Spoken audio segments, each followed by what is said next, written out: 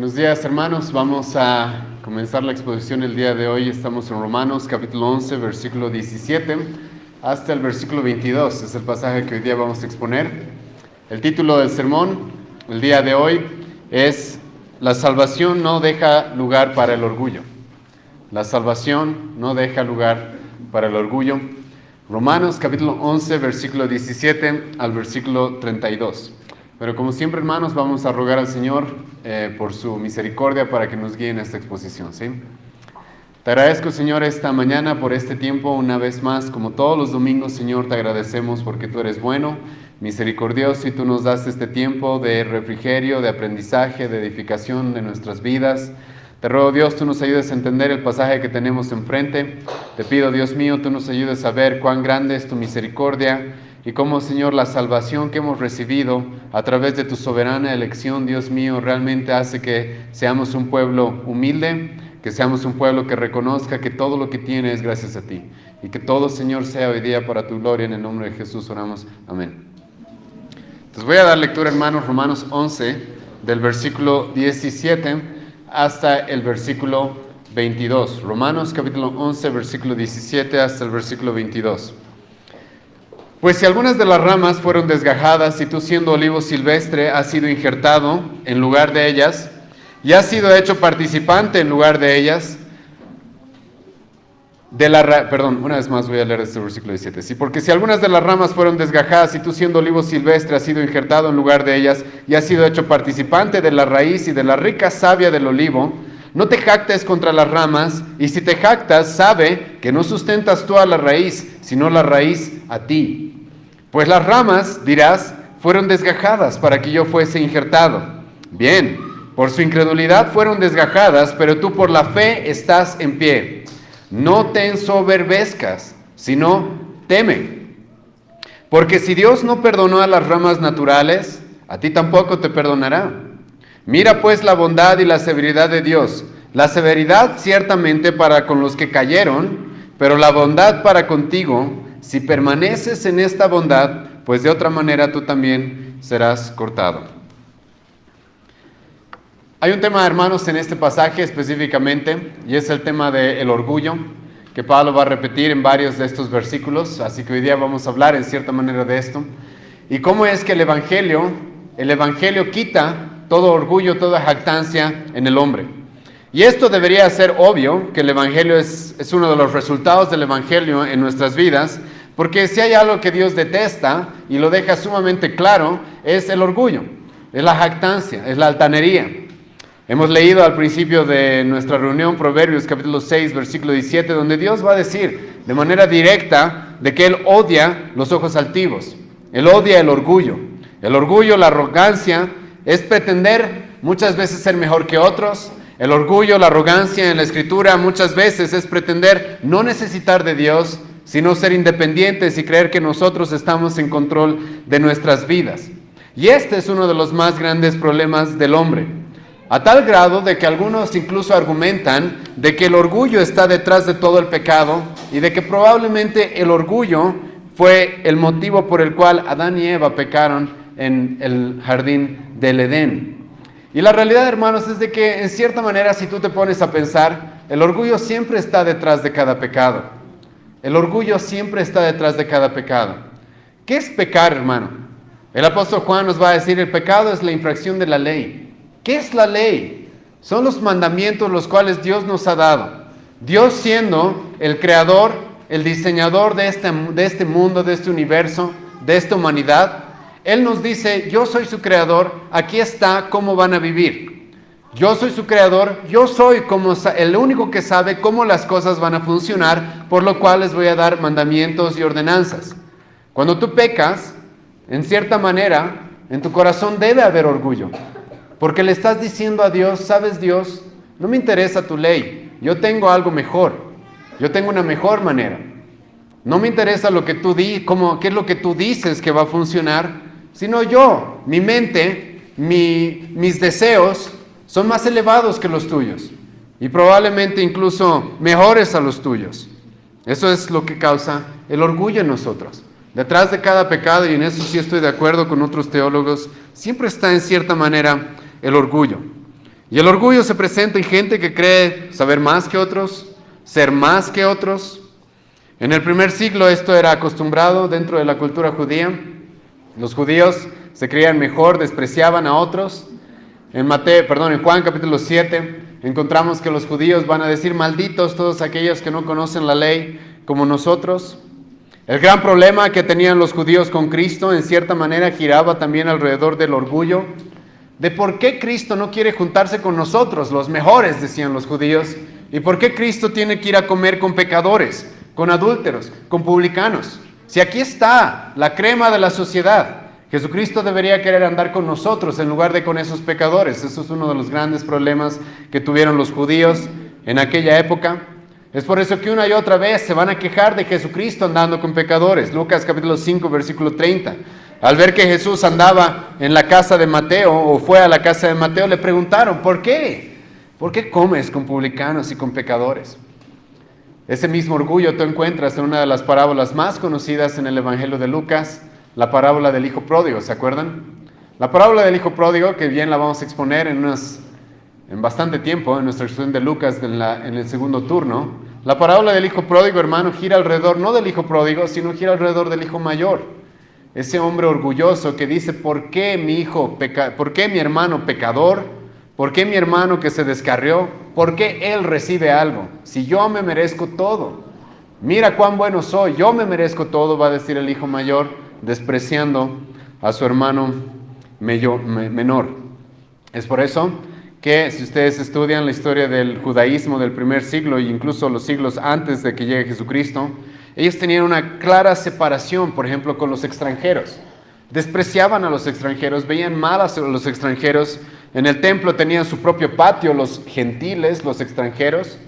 Se dice de que había judíos los cuales no estaban dispuestos a darles, cuando un extranjero pasaba por una ciudad judía, los judíos no estaban dispuestos a darles la mano, no estaban dispuestos a darles indicaciones. Es más, un judío que por algún motivo llegaba a estar en contacto con un gentil, con un extranjero, nos dice la historia de que se lavaban las manos y se sentían en cierta manera inmundos. Es por eso que ustedes recordarán en Juan capítulo 4, cuando Jesucristo se acerca a la mujer samaritana va a decir, ¿por qué te acercas a mí? Los judíos no tienen relación con los samaritanos. Los judíos nos desprecian. ¿Por qué es que tú te estás acercando a mí? Ahora, hermanos, no piensen de que este tipo de orgullo, arrogancia, jactancia, no puede estar también presente dentro de la iglesia. La iglesia muchas veces no está libre de esto tampoco. El ejemplo de esto es lo que estamos estudiando en Corinto. En la primera epístola a los Corintios hemos visto esto. La iglesia del primer siglo, resulta que en Corintio se estaban dividiendo según los maestros que tenían. Unos decían, yo sigo a Pablo, el otro decía, yo sigo a Pedro, el otro decía, yo sigo a Apolos, y los más altaneros probablemente decían, yo sigo a Cristo. No de una buena manera, sino como sintiéndose superiores a los demás, como si Cristo no hubiera sido aquel que comisionó a Pablo, a Pedro, a Apolos, etc. Dentro de la iglesia de Corinto igual se veía esa pelea como de poderes, a ver quién es mejor, quién es más, quién tiene más dones, quién habla lenguas, quién hace milagros, quién no hace milagros. Tercera Juan, el apóstol Juan nos va a presentar un hombre que se llamaba Diótrefes. Muchos Diótrefes en nuestra época igual. Diótrefes, un hombre el cual se creía superior a todos y que su palabra estaba por encima de todos los demás. No tenía por qué escuchar a nadie. Lo que él decía era ley, a tal punto de que dice el apóstol Juan que ni siquiera quería recibir a los mismos apóstoles. Se creía mejor que ellos. En Santiago hemos leído esto hace un momento, capítulo 2, versículo 1 al 9. Santiago nos presenta ese tipo de orgullo y jactancia hacia otros dentro de la iglesia. Y Santiago va a confrontar eso a la iglesia de su época y le va a decir, ustedes están haciendo acepción de personas. Ahora, en la epístola a los romanos, hermanos, vamos a ver, y ya nos hemos topado un poco con eso quizás, de que en la iglesia de Roma vemos un tipo de orgullo en particular. La iglesia en Roma, en aquella época, al parecer, la gran cantidad de sus miembros, o la mayoría de sus miembros, no eran judíos, eran gentiles, ¿sí? Y al parecer, por lo que vamos a ver más adelante, en Romanos capítulo 14, en unos meses, Había, hermanos, un sentimiento de superioridad de los gentiles hacia los judíos. Ahora, estoy usando bien mis palabras. Estoy diciendo al parecer, ¿sí? Vamos a llegar a Romanos 14, por ejemplo, donde vamos a ver de que al parecer los fuertes en la fe, que en el Romanos 14 eran los gentiles, aquellos que estaban dispuestos a comer lo que sea, al parecer estaban despreciando a los más débiles en la fe, los cuales probablemente eran judíos, que solamente querían comer legumbres, no querían comer toda la carne que los gentiles comían. Y entonces Pablo les va a decir a los romanos, probablemente gentiles, extranjeros, cristianos, que tengan cuidado con los más débiles, que en el contexto eran los judíos, más débiles de conciencia. En Romanos capítulo 11, igual hemos notado, hermanos, y después de lo que Pablo está diciendo en esta epístola, Pablo por eso va a lidiar ahora con esto. Porque Pablo le ha dicho a los gentiles, a los extranjeros, ¿se acuerdan? Dios ha reprobado, ha rechazado a su propio pueblo, a los judíos, para salvarlos a ustedes, gentiles. Y entonces un gentil podía ser tentado a decir, wow, tan bello soy, tanto valgo, que Dios ha rechazado a estos judíos para salvarme a mí. Es probable de que alguien podría haber reaccionado de esa manera. Es más, en la historia se conoce de que incluso teólogos, obviamente liberales, han culpado al apóstol Pablo de ser antisemita. Muchos teólogos en la historia y gente en la historia de la humanidad ha culpado al apóstol Pablo de ser antisemita. ¿Qué es antisemita? Una persona que odia a los judíos. ¿Por qué? Porque Pablo, cuando hable de los judíos, va a hablar muy duro, muy fuerte y muy directo. ¿Sí o no?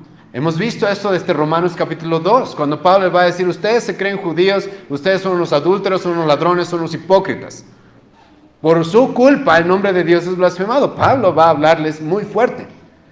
Hemos visto también eso ya en Romanos 9, cómo Pablo va a expresar de manera abierta, explícita, directa, palabras fuertes contra los judíos, al decir de que no todo judío es realmente judío. En Romanos 10 nos hemos topado con lo mismo, cuando Pablo dice que ese pueblo, si bien tiene conocimiento, aún es ignorante. Es celoso, pero de las cosas equivocadas. Entonces Pablo, él mismo siendo judío, ha dicho cosas muy duras contra la religión judía de su época. Es por eso que, como les menciono, mucha gente en la historia incluso ha utilizado a Pablo como una excusa para enfrentarse contra los judíos. Y entonces nos encontramos con este problema de que un grupo de personas probablemente dentro de la iglesia se sienta superior a otro grupo de personas.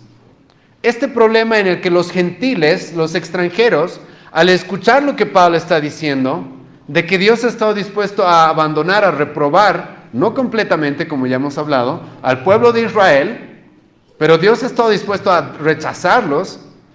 ¿Para qué? Para salvar a los gentiles.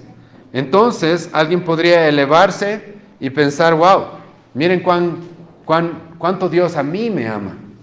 No a ellos, no a los judíos. Alguien podría utilizar las palabras del apóstol Pablo para sentirse mejor. Ahora, no hemos negado, hermanos, lo que Pablo ha dicho en Romanos 11 hasta este punto. Hemos dicho de manera explícita, directa, hermanos, de lo que Pablo dijo acá y lo hemos interpretado de la manera más literal posible. No literalista, pero sí literal. Pablo dijo de manera directa de que Dios ha reprobado al pueblo judío. Sí. Ya no vivimos en la era de los judíos, ¿sí o no? Todo el Antiguo Testamento giraba alrededor del pueblo judío, ahora ya no. Se cumple lo que Jesucristo dijo en los evangelios, de que Dios le iba a dar su viña a otro pueblo, a otros. Es por eso que en nuestra época vivimos en la era de los gentiles, de los extranjeros. La iglesia, la religión ya no gira alrededor de Jerusalén. Jerusalén ya no es la capital de la religión. Incluso Jerusalén fue destruida después del 70 después de Jesucristo, así como Cristo mismo dijo que iba a suceder.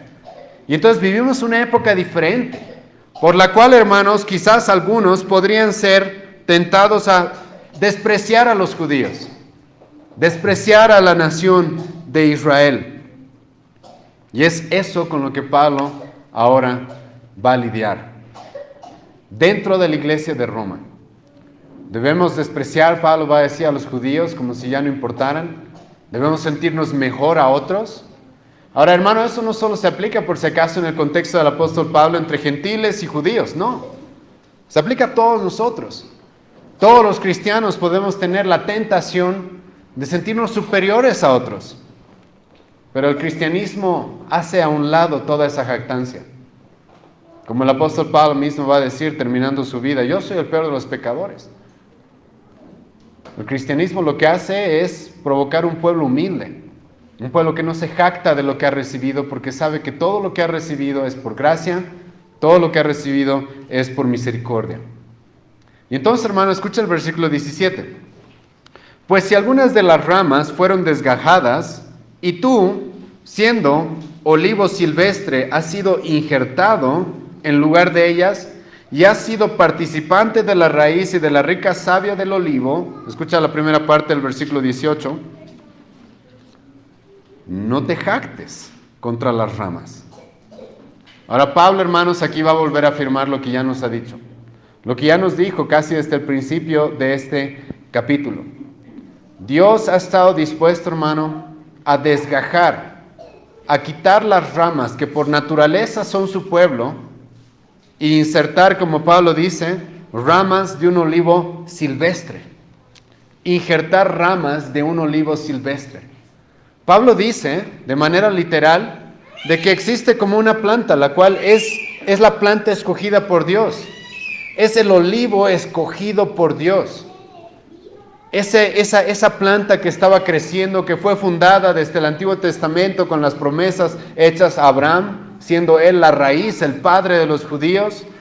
Esas promesas que habían recibido, hay un pueblo el cual debía haber recibido de manera natural, por ser hijos de Abraham, por ser descendientes de la simiente bendecida por Dios, como aquella que iba a recibir las promesas. Pero Pablo dice, ha sucedido algo, a lo que ya nos dijo en pasajes anteriores en Romanos 11. Dios ha quitado a este pueblo, no a todos, hay un remanente, como hemos visto ya en semanas pasadas, pero Dios ha decidido quitar a muchos de ellos y poner ramas de un olivo silvestre. Un olivo que hace referencia a personas que por naturaleza, personas que por sangre, personas que por descendencia no pertenecen al pueblo de Dios. Personas que por naturaleza no son hijos de Abraham. Como ya nos dijo Pablo en otros pasajes, un pueblo que no era pueblo, una nación que no era amada. Y entonces Dios a este pueblo que no era pueblo decidió hacerlo su pueblo, hacerlo parte de este pueblo Israel, hacerlo parte de este pueblo, hacerlo parte de sus bendiciones, hacerlo parte de las promesas que Dios le había dado a Abraham. Y entonces, pero Pablo sabe de que esas palabras podrían causar orgullo. Es por eso que Pablo, escucha, ¿cuántas veces en estos cuantos versículos Pablo va a mencionar el orgullo? Versículo 18, 2 veces Pablo va a mencionar la jactancia. Va a decir, no te jactes. Versículo 20, Pablo va a utilizar la palabra ensoberbecer, que significa no te vuelvas un altanero. Versículo 25, Pablo va a decir, no seas arrogante. Ahora, hermanos, si ustedes quieren ser fieles al texto, lo que Pablo está diciendo, hermanos, es de que los gentiles no tenemos por qué sentirnos superiores a los judíos, ni despreciarlos, como Pablo ya nos ha dicho en pasajes anteriores. Y Pablo quiere que entendamos eso muy claro. ¿Se acuerdan? La semana pasada hemos quedado en versículo 15 y 16. Escucha lo que Pablo dijo. Pero si su exclusión es la reconciliación del mundo, ¿qué será su admisión sino vida entre los muertos? Pablo nos dijo, Dios todavía tiene planes ¿con quiénes? Con los judíos. Todavía tiene planes con ellos. Dios sí los ha reprobado en cierta manera, pero no completamente, no para siempre. Siempre va a tener un remanente y Dios tiene planes. Por eso el versículo 16, Pablo dijo esto, si las primicias son santas, también lo es la masa restante. Y si la raíz es santa, también son las ramas. ¿Qué raíz está hablando Pablo acá? Está hablando, hermano, de Abraham.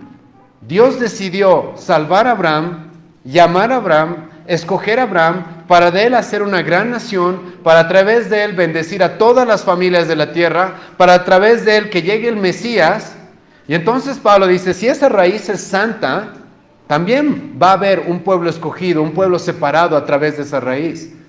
Entonces no es de que Dios ha abandonado completamente a su pueblo. Por eso gentiles, extranjeros, que por naturaleza no pertenecemos al pueblo de Dios, no se ensoberbezcan, va a decir Pablo, no se jacten. Y hermanos, yo sinceramente creo que en nuestra época hay muchas posiciones teológicas que sin darse cuenta cometen este error. Se jactan sobre la nación judía. Ahora, yo estoy intentando, hermanos, que nuestra congregación tenga un equilibrio, ¿sí? Hay congregaciones que les vale la nación judía, ya no importan, han sido desechados. Bajo mi concepto, eso es jactarse, hermano. Eso es enaltecerse sobre ellos de una manera que la Biblia no nos manda. Hay otras iglesias que también Israel es todo, ¿sí? Israel, el reloj de Dios, y tienen su reloj ahí atrás. Tampoco, hermanos. Hay iglesias que quieren volver la iglesia como Israel. Y entonces quieren hablar palabras hebreas, y todo es en hebreo, y los cánticos hebreos, y las trompetas esas, ¿sí? Los cuernos. Tampoco es así, hermano, ¿sí? Pero vamos a ser íntegros a la Escritura y equilibrados.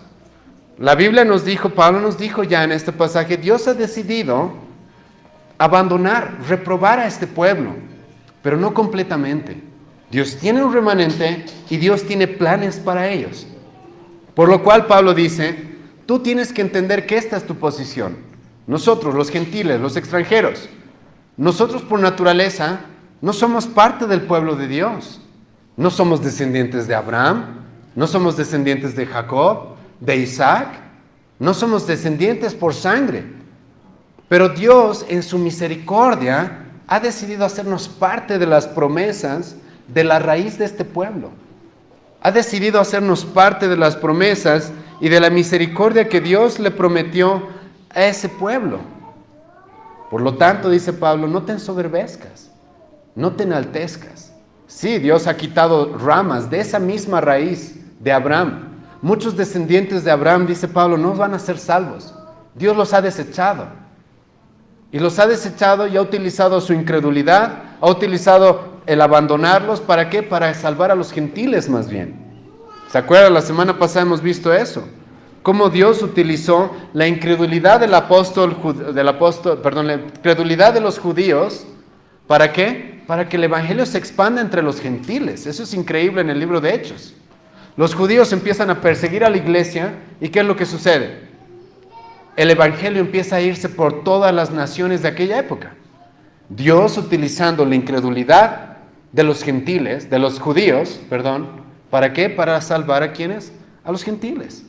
Y Pablo dice, esto es obvio, esto es algo que ha sucedido, esto es algo que ha sucedido. Pero hermano, hermana, no es porque tú seas mejor que los judíos, sino es porque Dios ha querido mostrar misericordia a los gentiles de esta manera.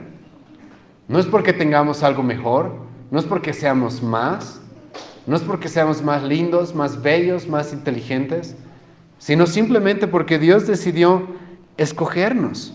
Él decidió perdonarnos. Él decidió, como hemos visto desde Romanos capítulo 8, predestinarnos para eso. Todo, al final, como vamos a ver hasta terminando Romanos 11, y como acabamos de cantar, todo es para la gloria de Dios, porque Él es el que ha hecho todo. Porque de Él, por Él y para Él son todas las cosas. A Él sea la gloria, va a decir Pablo. Y es lo que Pablo quiere que entiendan los gentiles. Todos los creyentes hemos recibido misericordia.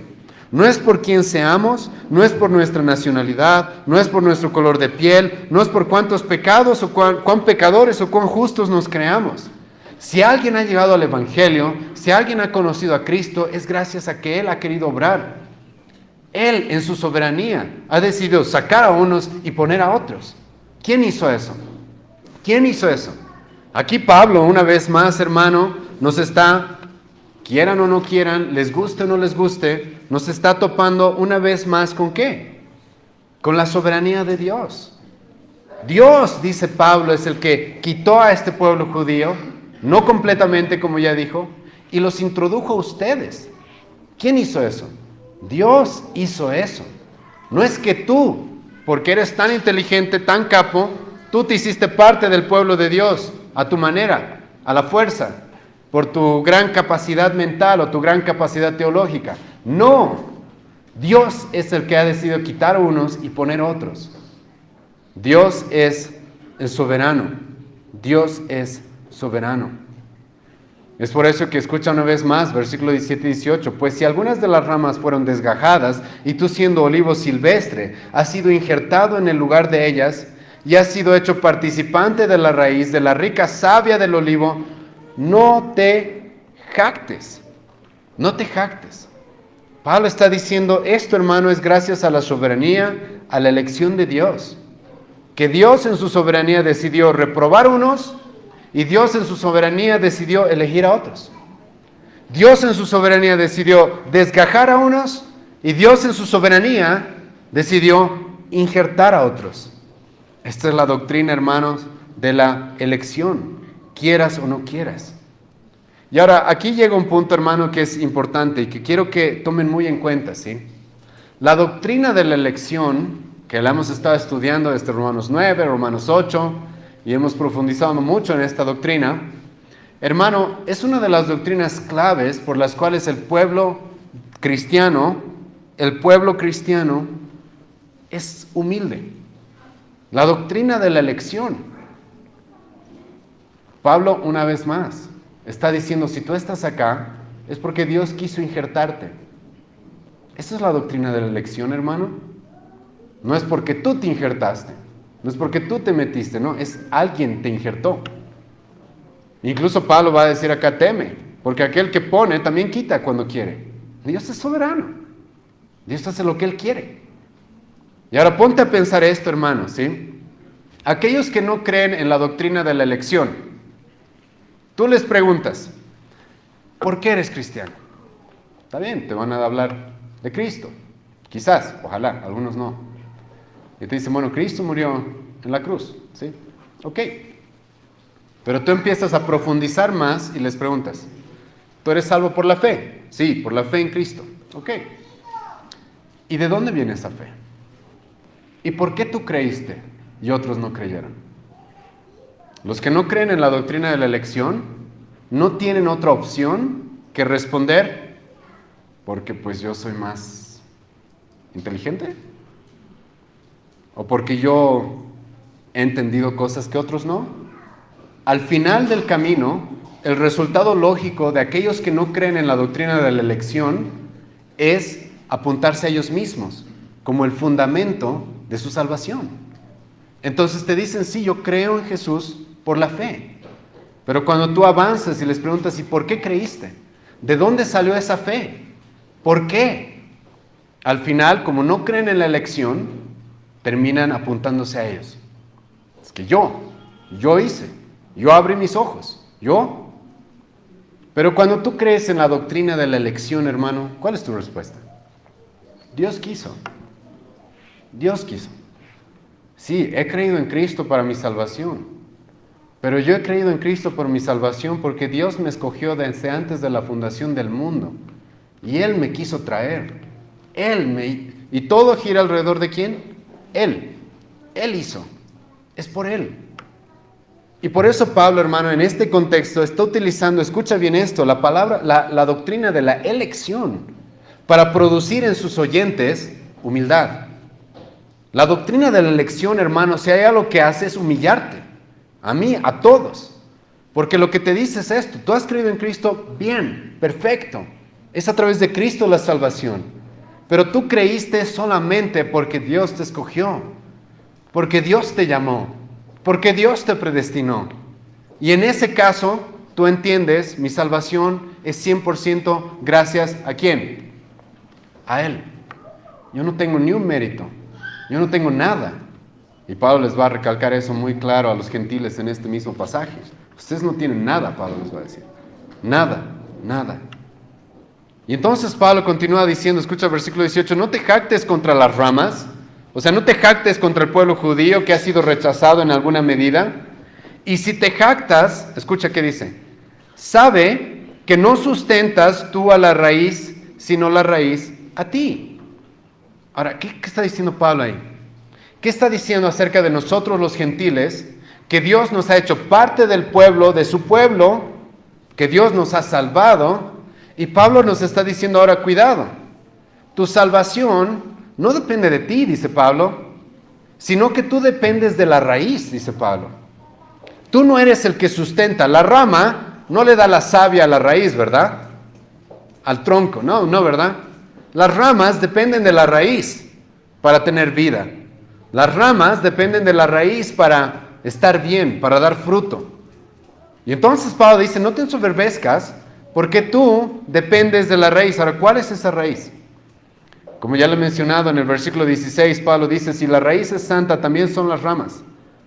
Pablo ahí se está refiriendo, hermano, a los patriarcas. Pablo ahí se está refiriendo al inicio del pueblo judío.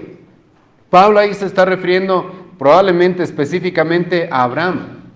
Pero no a Abraham específicamente como persona, ¿sí? Sino que Pablo, hermano, está haciendo referencia a las promesas que Dios le dio a Abraham. Dios le prometió a Abraham, yo voy a salvar un pueblo a través de tu descendencia. Yo, a través de lo que te estoy prometiendo a ti, todas las familias de la tierra van a ser bendecidas. A través de ti va a haber multitud de personas de todas partes, las cuales van a ser bendecidas. ¿Con qué van a ser bendecidas? Con la salvación, con el evangelio. Y entonces Pablo le está diciendo a los gentiles, recuerda que lo que te sostiene a ti no es que eres mejor que los judíos, sino es que Dios le ha prometido algo a esos judíos. Dios le ha prometido algo a ese Abraham. Y al ver la salvación ahora de nosotros, es Dios cumpliendo lo que Dios ha prometido. No es algo que vio Dios en ti, no es algo que Dios vio en mí, sino es algo que Dios en su gracia y en su misericordia prometió. Y como hemos visto en semanas pasadas, si Dios promete algo, va a cumplir eso. Específicamente el anterior domingo, todo el domingo estaba hablando de eso. Si Dios promete algo, va a cumplir. Y entonces Pablo te está diciendo a ti, aquí, ahora. Si tú ahora eres cristiano, si tú ahora estás en el Evangelio, si tú ahora estás en Cristo, no te jactes, porque eso es solamente pura gracia de Dios que está cumpliendo las promesas que le hizo a esa raíz, a Abraham. Esa promesa que Dios hizo de un Salvador, esa promesa que Dios hizo de salvar a multitud de personas, como la arena del mar, como las estrellas del cielo. Esa promesa que Dios hizo de que de esa simiente iba a venir aquel que nos iba a salvar, es por esa promesa que tú estás aquí ahora. Tu salvación no depende de ti, dice Pablo. Depende de la promesa que Dios le hizo a Abraham. Depende de la promesa de salvación que Dios hizo desde el principio. Depende de aquella promesa, de esa misericordia que Dios ha mostrado desde Génesis, capítulo 3, capítulo 9, capítulo 12, capítulo 15, capítulo 17, capítulo 49. Cómo Dios ha estado una y otra vez confirmando su pacto de redención, confirmando de que esta humanidad pecadora, como Abraham lo era, Abraham también era pecador, podía haber sido condenado, pero Dios decide salvarlo por gracia, decide llamarlo, decide escogerlo y decide darle una promesa. Y esa promesa, hermano, es el Evangelio. Esa bendición que Dios iba a dar a todas las familias de la tierra, ¿quién es? Es Cristo. Estamos viendo eso en el Evangelio de Lucas, hoy día vamos a ver eso también en la noche. Cómo cuando Cristo llegue, los judíos que presencien su llegada, ellos van a entender, ahí está la promesa cumplida. Ahí está. Él es por el cual podemos ser salvos, podemos ser redimidos. Y entonces Pablo dice a los gentiles, no tienes de qué jactarte, ¿sí? No tienes de qué jactarte tú. Porque tú estando alejado, siendo un olivo silvestre, que por naturaleza no te mereces nada más que la condenación, Dios quiso injertarte a su pueblo. Dios quiso hacerte pueblo, hacerte parte de su pueblo. ¿Y por qué? Por la raíz, por las promesas que Dios le hizo a la raíz del pueblo judío, a Abraham, por las promesas de salvación que Dios había hecho. Entonces, que tú estés acá, que tú hayas llegado a la salvación, no tiene nada que ver contigo, hermano, sino con la promesa que Dios ha hecho desde el principio. Esta pregunta les he hecho con anterioridad, déjenme hacerles una vez más. ¿Por qué, hermano, será que nosotros, tan alejados de Palestina, nacidos en otra cultura, en una época completamente distinta a la del pueblo judío del primer siglo. ¿Por qué nosotros, bolivianos, ¿sí?, en una cultura tan alejada del judaísmo del Antiguo Testamento, el judaísmo de Palestina, en una nación pagana que adoraba al Dios, al agua, a la luna, a la tierra, ¿por qué tú y yo ahora nos sentimos tan identificados con un carpintero judío de hace 2000 años? ¿Te has preguntado? Hay gente, hermano, que no es cristiana, que se da cuenta de que eso realmente es maravilloso. La gente incrédula se da cuenta. Nosotros, dicen, deberíamos sentirnos más identificados ¿con quién? Con Tupac Katari. ¿Se acuerdan lo que dijo ese político? No le llamen Jesús salva, Tupac Katari salva. Algo así era, ¿verdad? Pero cuando tú te pones a pensar, es lógico, claro. Para un incrédulo, sí. ¿Por qué? Porque es un incrédulo, vives aquí en Bolivia, completamente al otro lado del océano, y la verdad te pones a pensar y dices, ¿por qué me sentiría tan identificado con un hombre carpintero de Belén de hace 2000 años? ¿Por qué? Lógicamente tendría que sentirme más identificado, sí, tal vez con Tupac Katari, con los españoles, no sé. La pregunta es ¿por qué? La respuesta es lo que Pablo está diciendo acá. Dios quiso. Dios está cumpliendo su promesa, hermano. Y esto realmente es tremendo cuando tú lees la Biblia de esta manera. Escucha, lo que Dios le prometió a Abraham hace milenios, aquí se está cumpliendo ahora todavía. Dios prometió que va a salvar de todas las familias de la tierra, Él va a salvar. Aquí estamos.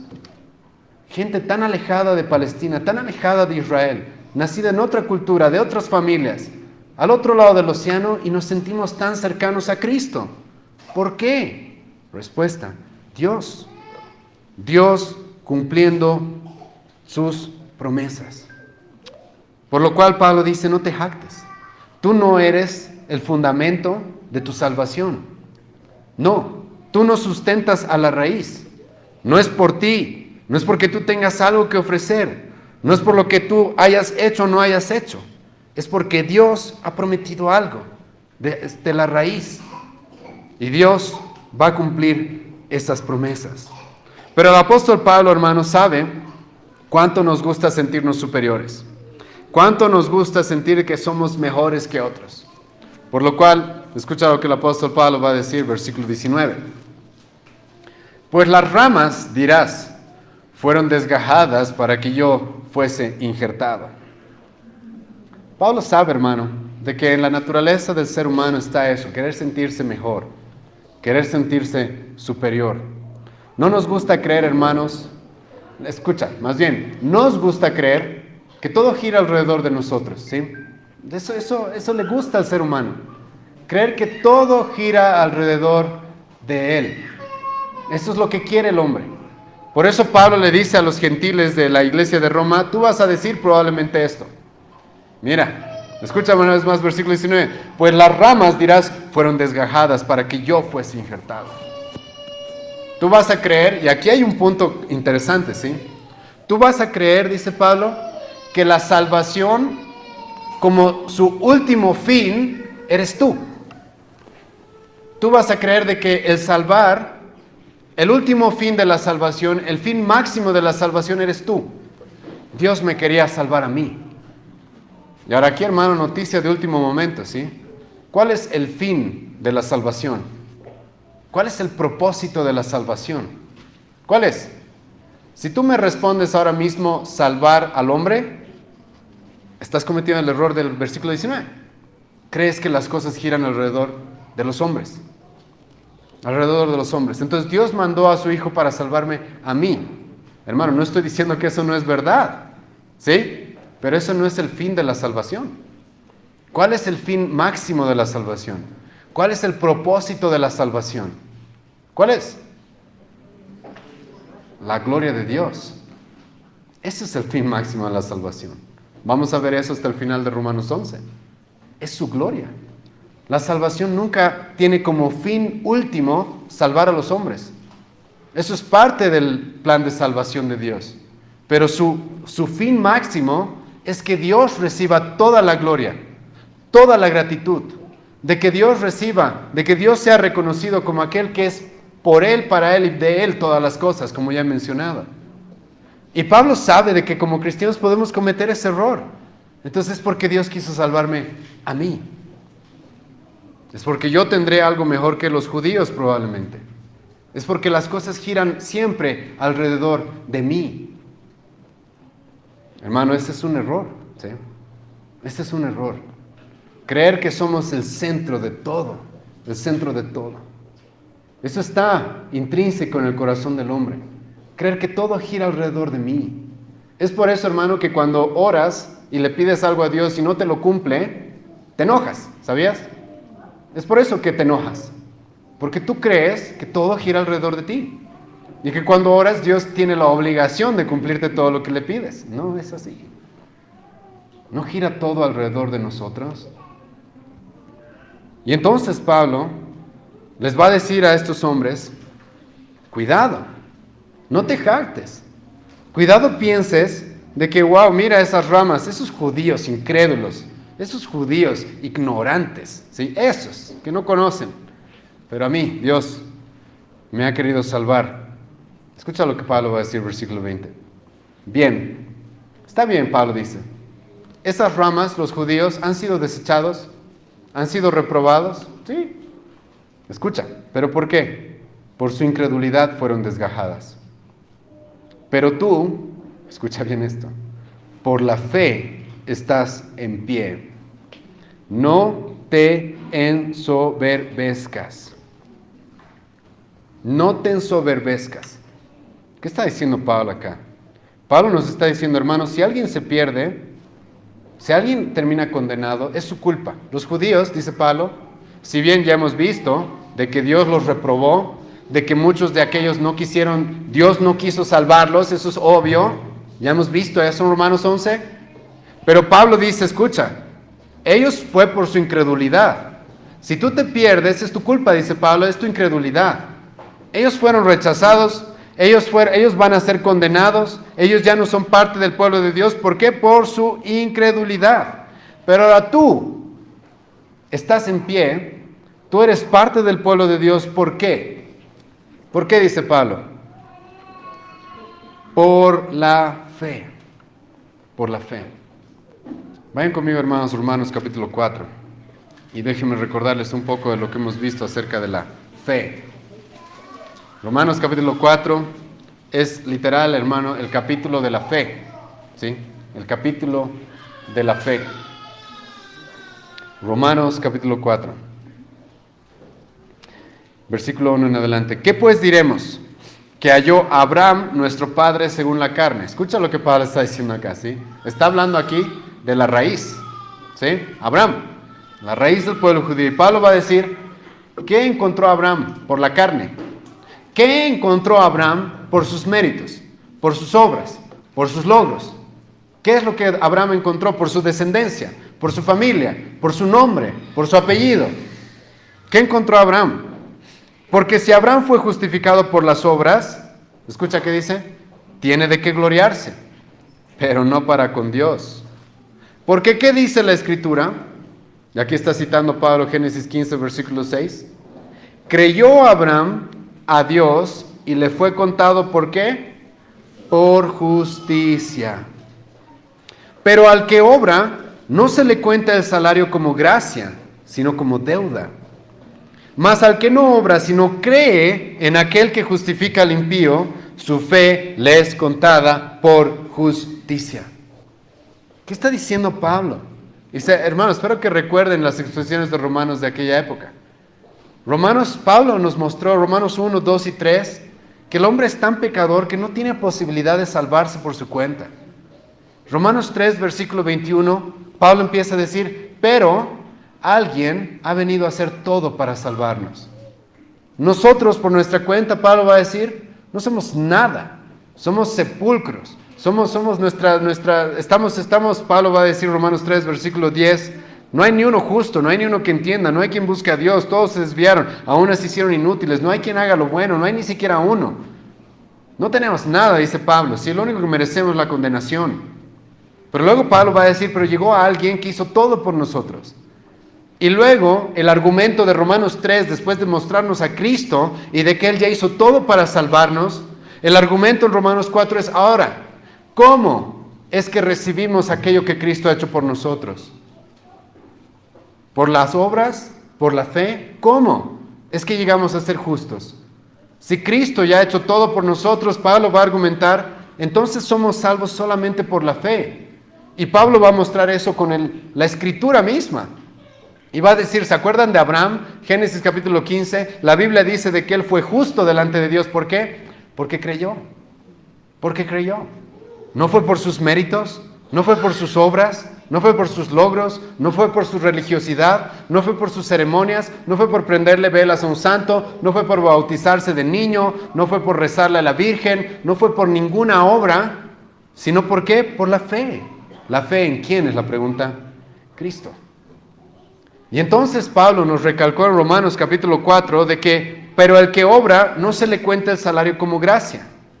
Hermanos, si tú quieres ser salvo por gracia, tienes que entender de que la salvación es gratis. Creo que es bastante lógico, ¿sí o no? Hasta redundante lo que acabo de decir. Pero mucha gente no entiende eso. Si tú quieres ser salvo por gracia, lo primero que tienes que entender es que la salvación es gratis. No es por obras. Pablo dice, tú quieres salvarte por las obras, entonces lo que tú estás diciendo es de que yo estoy haciendo algo para que luego Dios tenga una deuda conmigo y me pague. Pero Pablo dice, no es así. Mas al que no obra, versículo 5, si no cree en aquel que justifica al impío, su fe le es contada por justicia. ¿Quieres ser salvo? Dice Pablo. ¿Quieres ser justo delante de Dios? Es por fe. Por creer aquel que ya ha hecho todo. Aquel que justifica al impío. Aquel que nos hace justos delante de Dios. Es por fe. Y entonces Pablo nos recuerda en Romanos 11, si tú estás aquí presente, hermano, no es porque te hagas algo mejor que los judíos, sino porque has creído en alguien que ha hecho todo por ti. No porque tú hayas hecho algo, sino porque tú has creído en aquel que ha hecho todo por ti. Es por la fe que estás de pie acá. Es por la fe que eres justo, estás en paz con Dios. ¿Se acuerdan Romanos 5:1? Justificados pues por la fe, tenemos paz para con Dios. Es por la fe que has sido adoptado como hijo de Dios. Es por la fe que han sido limpiados. Es por la fe que ya no hay más condenación. Es por la fe que somos parte de su pueblo. Y por la fe significa de que no son mis obras, no son mis méritos, no es mi teología, no es mi hermano, no es mi conocimiento, no es a qué iglesia pertenezco. Es por la fe. No es por cuál sea mi familia, porque soy descendiente de Abraham o no soy descendiente de Abraham, no. Es por la fe. Y entonces Pablo en este capítulo está combinando estas dos cosas. Si nosotros los gentiles somos parte del pueblo de Dios, es porque Dios nos eligió para injertarnos a su pueblo, y porque hemos puesto nuestra fe en Cristo. 100% gracia. 100% gracia. He puesto mi fe en aquel que ha hecho todo por mí. Y es Dios quien me ha traído a este pueblo. 100% gracia. Escucha, por eso Pablo va a decir, escucha lo que Pablo dice, Gálatas capítulo 3, versículos 26 al 29. Una iglesia, hermano, que estaba cometiendo el error de decir, de que si tú quieres ser salvo, está bien, cree en Cristo, pero aparte le vamos a agregar algo más, ¿sí? Si tú realmente quieres ser salvo, cree en Cristo, pero circuncídate. O tú pones la palabra que quieras, ¿sí? Eso hacen todas las falsas religiones. Cree en Cristo, pero no tomes café. Cree en Cristo, cree en Cristo y no tomes café. O y guarda el día sábado. O y bautízate de niño. O y da tus diezmos. O y pacta, o lo que quieras, ¿sí? Siempre las falsas religiones hacen eso. Y Pablo escucha lo que le va a decir a esta iglesia, que estaba cometiendo ese error. No era solo por Cristo, sino era Cristo y algo más.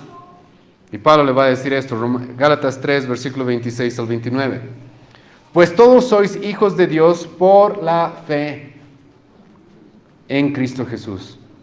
Porque todos los que habéis sido bautizados en Cristo estáis revestidos. Ya no hay judío, ni griego, no hay esclavo, ni libre, no hay varón, ni mujer, porque todos vosotros sois uno en Cristo. Y si vosotros sois de Cristo, ciertamente el linaje de Abraham sois y herederos según la promesa. Es lo que Pablo está diciendo en Romanos 11, hermano. ¿Sí? Dios nos ha injertado a su pueblo, dándonos las promesas que le había hecho a la raíz, a Abraham, por la fe, por la fe, por la pura fe. No por obras, como dice Pablo, Efesios 2, versículo 8 y 9. No por obras para que alguien se gloríe.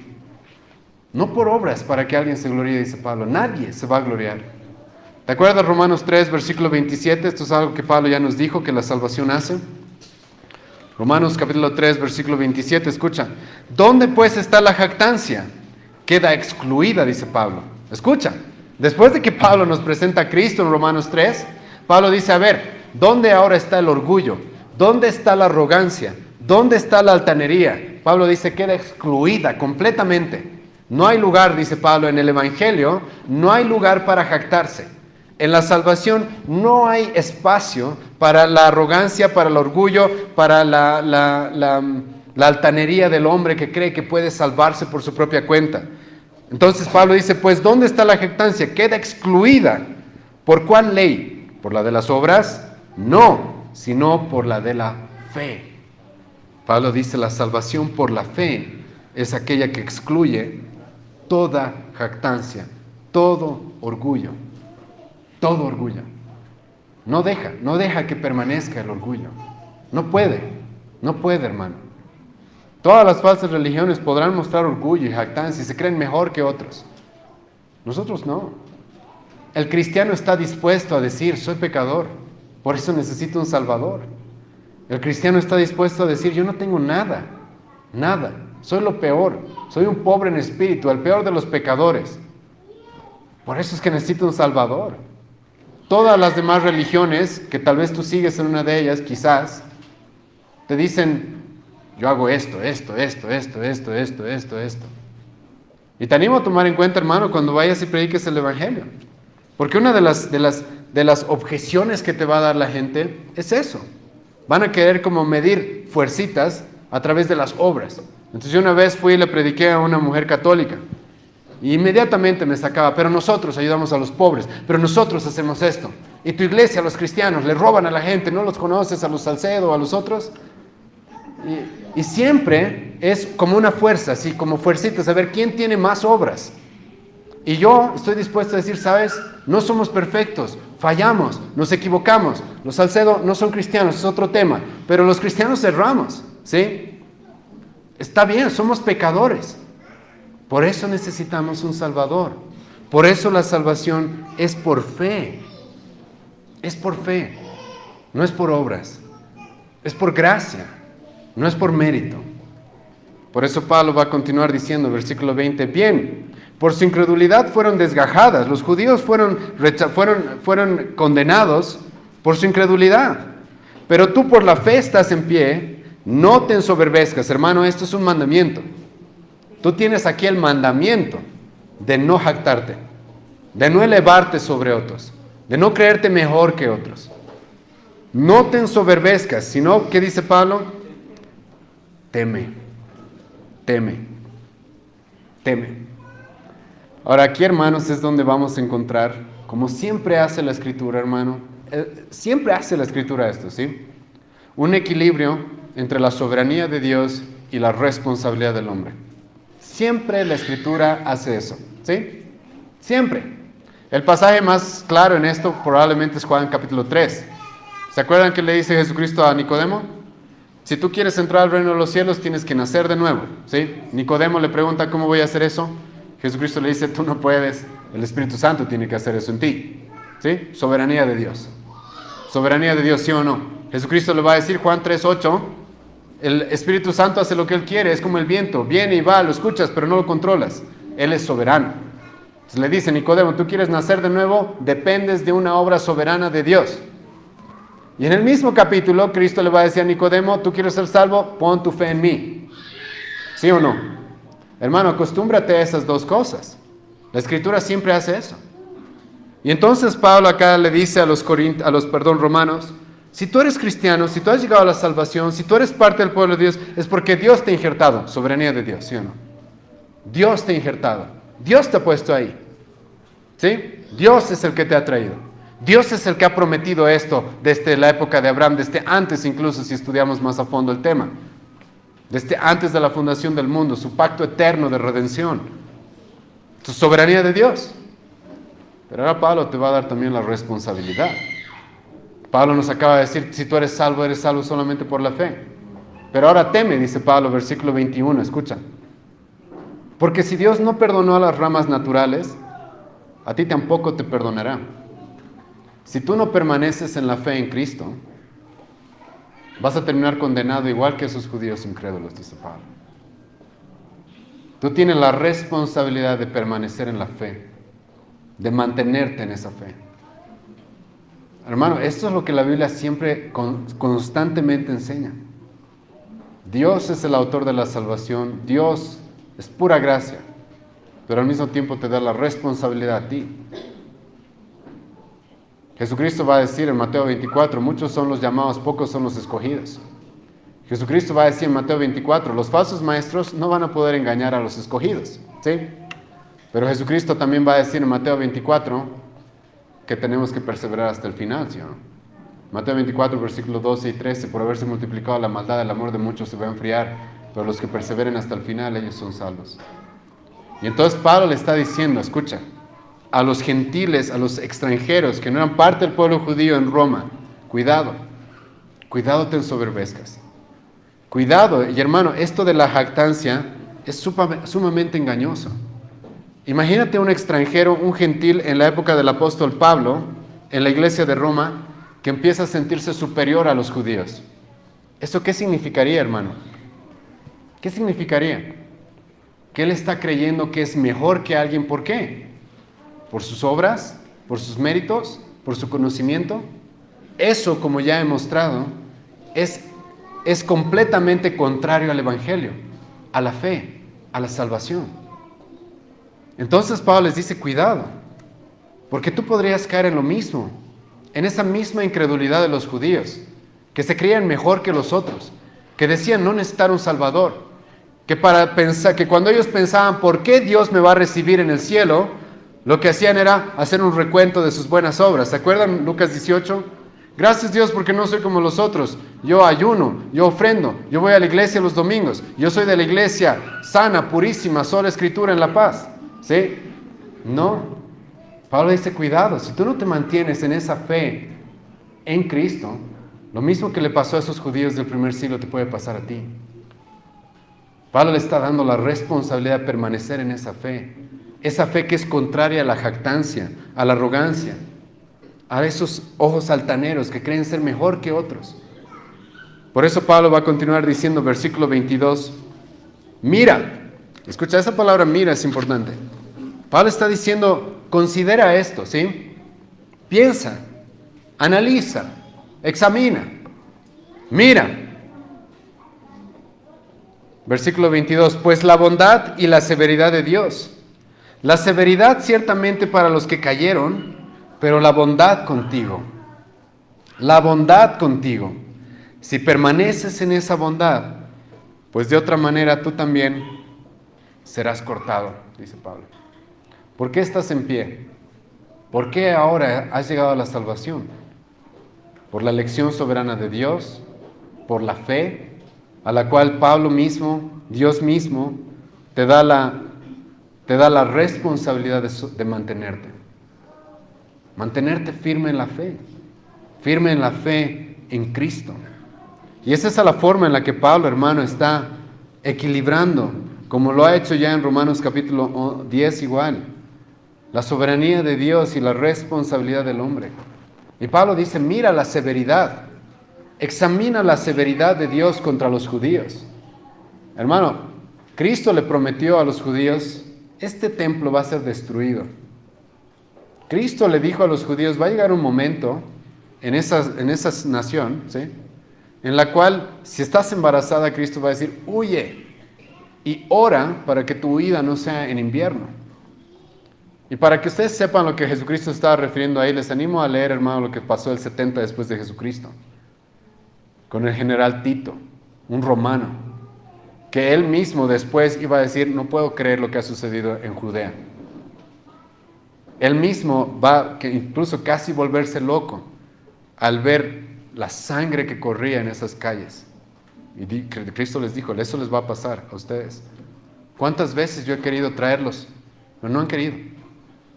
Y más allá de eso, hermano, lea Apocalipsis 21, 22. ¿Qué le va a suceder a los pecadores que no creen en Jesucristo como su Salvador? Que confían en sus obras. Apocalipsis dice eso, claro, ¿sí o no?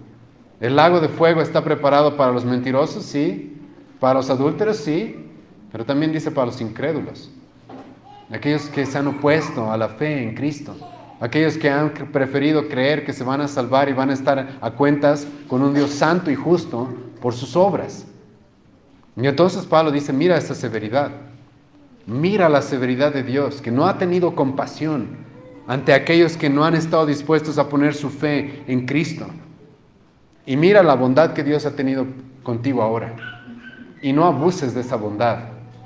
Y que esa bondad, hermano, no se transforme. Nosotros los seres humanos, hermanos, somos capos en volver cosas buenas en malas, ¿sí? Somos buenos haciendo eso. Volviendo cosas buenas en malas. Y Pablo dice, cuidado, al ver tanta bondad que Dios te ha mostrado, al guiarte a Cristo, al hacerte parte de su pueblo, por algún motivo eso genera en tu corazón una jactancia, una arrogancia, un orgullo, el cual no debe estar ahí. Cuidado, esa jactancia, ese orgullo, esa altanería te esté apartando de la fe. Está empezando a generar en tu mente y en tu corazón una sensación de seguridad, no por Cristo, sino por tus obras. No por Cristo, sino por tus méritos. No por Cristo, sino por tu nacionalidad, por tu familia, etc. Cuidado, dice Pablo. Recuerda la severidad de Dios contra esos hombres, los cuales se negaron a poner su fe en el Salvador. Se ensoberbecieron, se fueron tan arrogantes y orgullosos que dijeron, no necesitamos un Salvador, nosotros estamos bien. Y Pablo dice, recuerda, cuidado, porque tú tienes que permanecer en la fe todavía hasta el final. Todavía no ha acabado la carrera, hermano. Esa fe que ahora tienes tiene que permanecer hasta el final. Tienes que llegar anciano como Pablo y decir, he corrido la carrera, he peleado la buena batalla. Escucha bien esto, he guardado la fe. Me he mantenido en esa fe. La fe por la cual soy acepto ante Dios. La fe por la cual Dios me ha perdonado. La fe por la cual soy libre de toda condenación. Y Pablo está diciendo a los extranjeros, a los gentiles en Roma, cuidado te apartes de esa fe. Cuidado la jactancia, la arrogancia, la altanería, te estén apartando de esa fe. Te estén apartando de creer, de estar seguro de que si tú estás aquí ahora es por pura misericordia. Es 100% gracia. Ningún mérito tuyo te ha ganado absolutamente nada y nunca te va a ganar absolutamente nada. Todo es misericordia. Todo es gracia. Entonces Pablo dice, cuidado, cristianos. Ahora yo sé, hermanos, de que Pablo está hablando en el contexto romano de la epístola a los romanos, en el contexto de la primera iglesia en Roma, pero como dije, nosotros los cristianos también podemos fallar en eso. No con los judíos, no creo que haya muchos judíos acá, pero con los incrédulos. Es un error grande, hermano, que cuando tú te expresas de los incrédulos, te expreses de manera altanera, de manera en la cual tú estás despreciando a tales personas, como si tú fueras mejor, como si tú fueras mejor. Eso es algo que el cristianismo y el evangelio nunca hacen, hermano. Sí, nosotros como cristianos apuntamos su pecado, sí, nosotros como cristianos confrontamos su pecado, pero es, como un autor alguna vez dijo, es porque somos pobres hambrientos que solamente les queremos decir a esos otros pobres hambrientos que nosotros hemos encontrado pan. Solo eso. Les queremos decir a aquellos pecadores que yo también soy, que yo he encontrado salvación en alguien. Es por eso, hermano, que no hay, se dan cuenta, no hay lugar para la jactancia. Incluso cuando les confrontamos con el pecado a los incrédulos. Pablo dice, cuidado, cuidado. Ahora, la aplicación directa a nuestro pasaje, hermano, es, como vamos a ver la próxima semana y las próximas semanas, terminar Romanos 11, es no desprecien al pueblo judío. No lo pongamos en un pedestal que no pertenece, ¿sí? No lo despreciemos. No nos jactemos sobre ellos como si Dios no tuviera planes. Y como Pablo nos va a expresar la próxima semana, que aún tiene planes para ese pueblo. Pero por hoy vamos a terminar, ¿sí? Gracias, Señor, te doy esta mañana por tu misericordia y por esta exposición que tú me permites hacer a tu iglesia, a tu pueblo. Y te ruego, Dios, por misericordia, para que tú, Señor, puedas clarificar toda palabra que ha salido en este púlpito el día de hoy.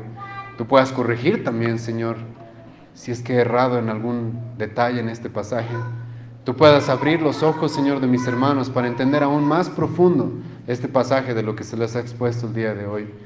Y te ruego por la misericordia, Dios, para que tengamos en esta iglesia, en esta congregación, humildad.